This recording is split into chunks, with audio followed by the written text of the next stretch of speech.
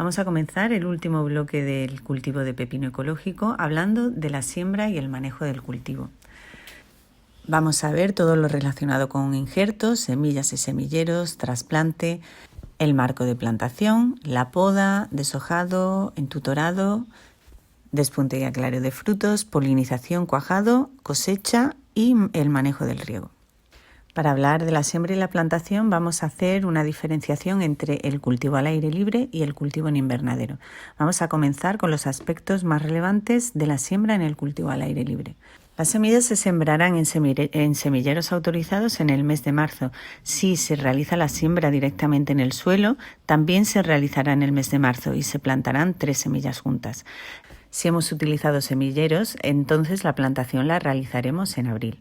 La cama de siembra debe tener un espesor de unos 20 a 25 centímetros, de modo que proporcione un drenaje adecuado al cultivo y evite el contacto de las hojas con el suelo. Se pueden utilizar materiales tipo mulch de cobertura del suelo. La semilla deberá alcanzar una profundidad de entre 1 y 2,5 centímetros. El suelo debe estar mullido, húmedo y firme, y la semilla debe estar en contacto con la tierra. El sistema de riego determinará la línea de siembra. Cuando el riego se realiza por goteo, la línea de siembra debe estar cerca del riego, y si el riego se realiza por surco, la línea de siembra dependerá del ancho de las camas y de la capacidad de infiltración lateral del suelo.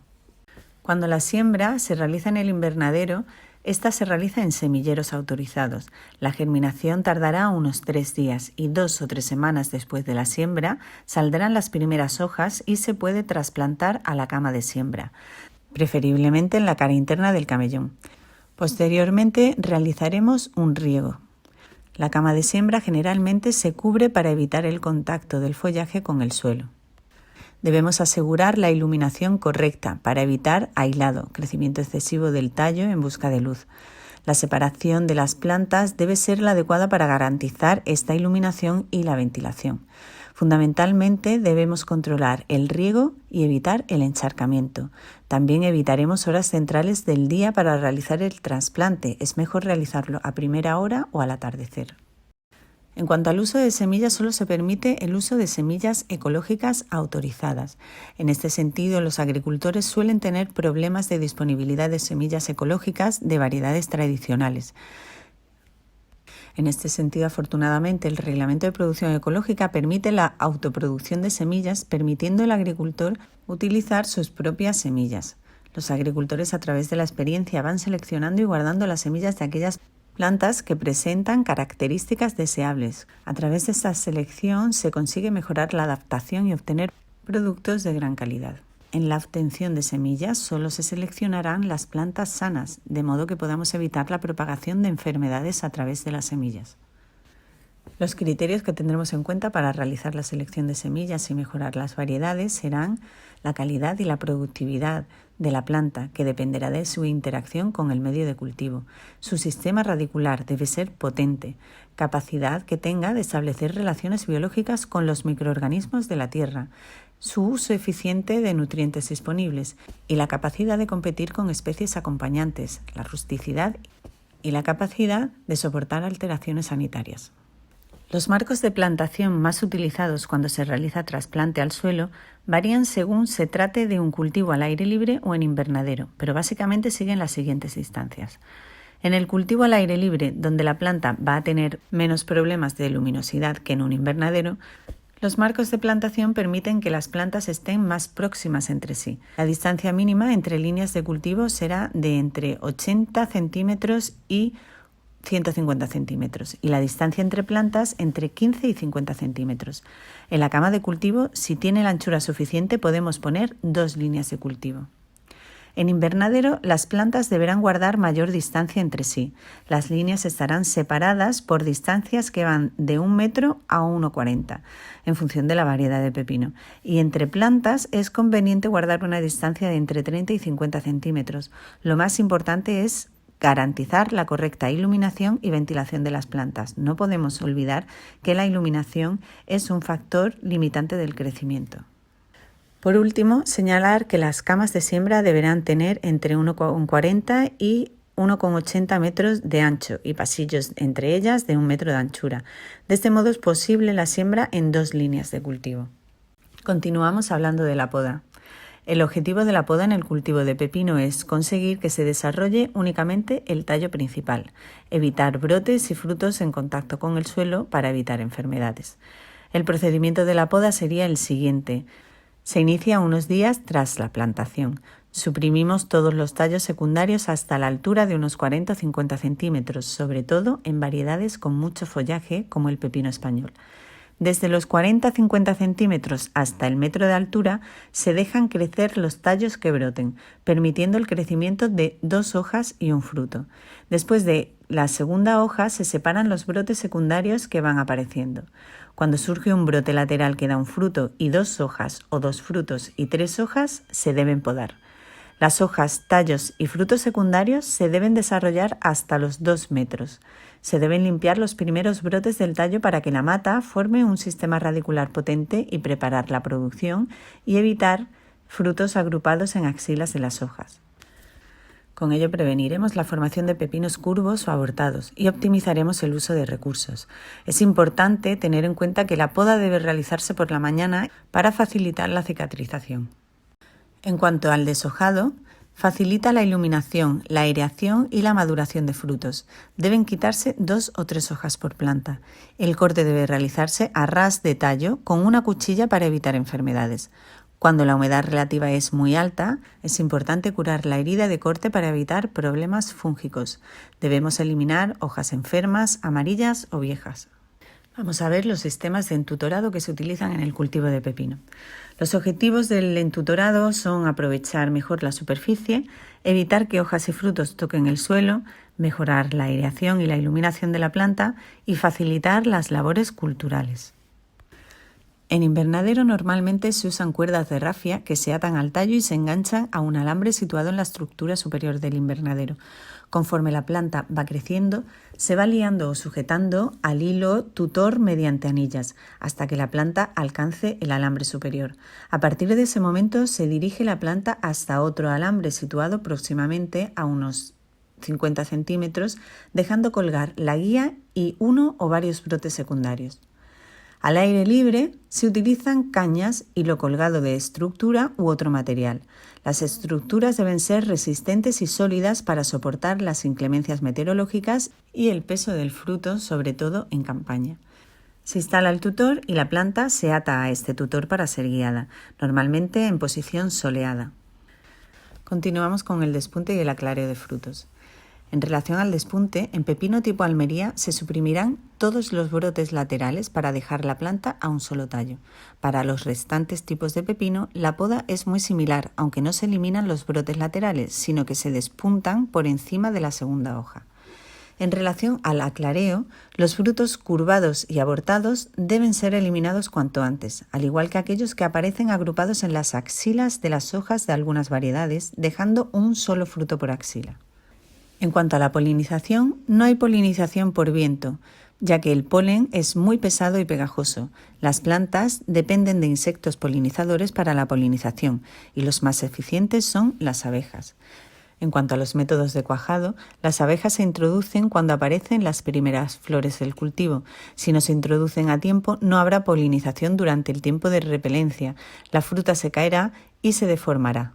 Las flores hembras solo son receptivas a la fertilización durante unas horas al día. Si la polinización no sucede, la producción no será de calidad. Deben ubicarse entre 6 y 7 colmenas robustas por hectárea alrededor de los campos en puntos donde no interfieran con actividades de manejo. Veamos algunos aspectos relevantes relacionados con el manejo del riego en el cultivo de pepino ecológico. Los periodos críticos del riego del pepino son la germinación de la semilla, la floración y la formación de frutos. El riego al inicio del cultivo debe realizarse para permitir el desarrollo radicular. Cuando emergen las primeras hojas, es interesante someter a la planta a un pequeño estrés hídrico para que el sistema radicular profundice. El suelo debe estar siempre húmedo pero no encharcado. Los riegos deberían realizarse cada 2 días y cuando el cultivo es adulto y alcanza una altura importante, al dar sombra al suelo y suavizar las temperaturas, deberemos disminuir la frecuencia del riego, que realizaremos cada 3 o 4 días. Si las aguas son de mala calidad, deberemos regar a diario para evitar problemas de salinidad. El riego irregular en las etapas críticas Puede dar lugar a frutos deformes o vacíos en la separación del carpelo. Retraso en el desarrollo de la planta, que es menos vigorosa y tendrá un menor rendimiento. Si el riego es por surcos, deberemos controlar que las pendientes del terreno no sean superiores al 2% y la longitud de los surcos debe ser entre 50 y 60 centímetros. El goteo es mucho más eficaz en el uso del agua, minimiza la humedad en la hoja, etc. Los factores del riego que afectan a la calidad del fruto son el estrés hídrico por déficit de agua, que provoca pérdida de vitalidad de la planta, frutos torcidos, pequeños, huecos, aborto excesivo de flores, empobrecimiento del sistema radicular y baja productividad, y el estrés hídrico por exceso de agua, que provoca la coloración amarilla de las partes jóvenes de la planta por falta de hierro, asfixia radicular, frutos, flores y hojas viejas pálidas, adelgazamiento de la planta, aborto excesivo de flores y una disminución de la calidad del fruto y baja productividad. Continuamos con el manejo de plagas y enfermedades. El cultivo de pepino seguirá las mismas pautas para el manejo de plagas y enfermedades que el cultivo de tomate. Las medidas más importantes se basarán en el mantenimiento y potenciación de la biodiversidad del agroecosistema.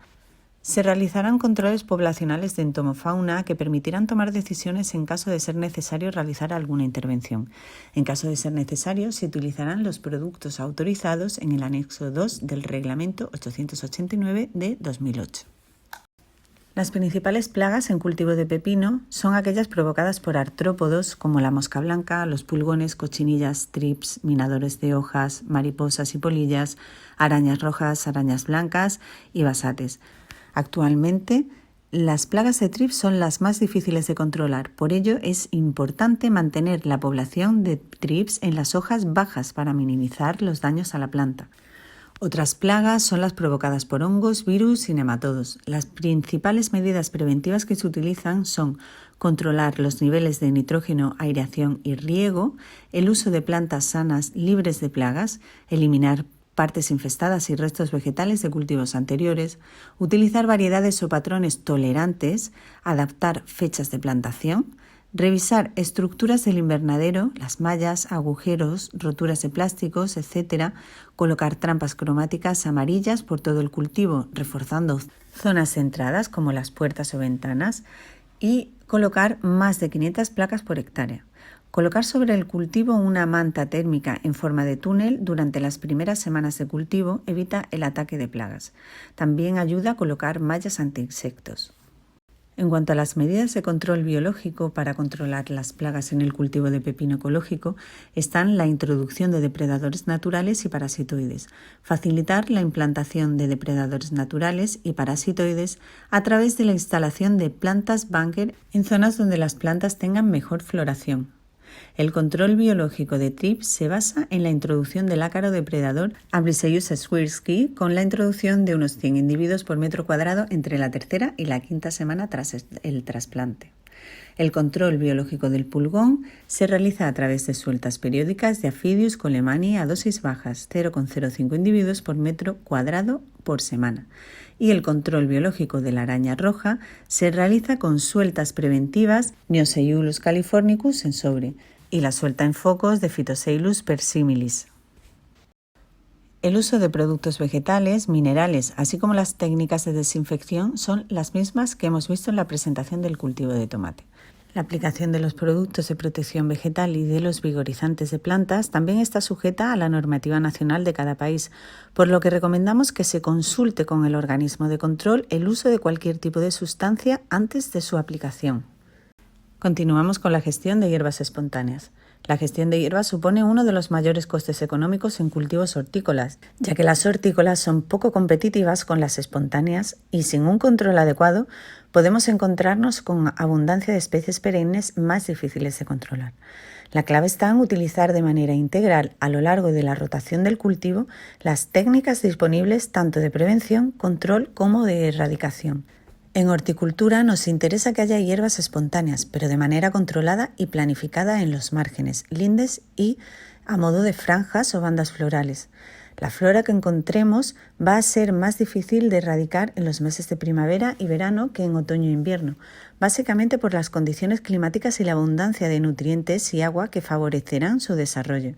Las estrategias de control integrales son las más efectivas en cualquier tipo de cultivo. Durante todas las acciones relacionadas con el ciclo del cultivo, que podemos ver en la diapositiva, tenemos que tener en cuenta el control de adventicias y es interesante realizar un control de las acciones desarrolladas y los resultados obtenidos. Para el control de estas hierbas podemos utilizar técnicas preventivas que son realizar falsa siembra, estiércol, utilizar compost maduro o fertilización equilibrada sin exceso de nitrógeno. En cuanto a las técnicas directas, podemos emplear la escarda mecánica con diversos aperos adaptados al ancho de la plantación. Lo mejor es actuar contra las adventicias jóvenes y tratar de mantener la parcela limpia labrando con los aperos adecuados en el momento oportuno, cuando son juveniles.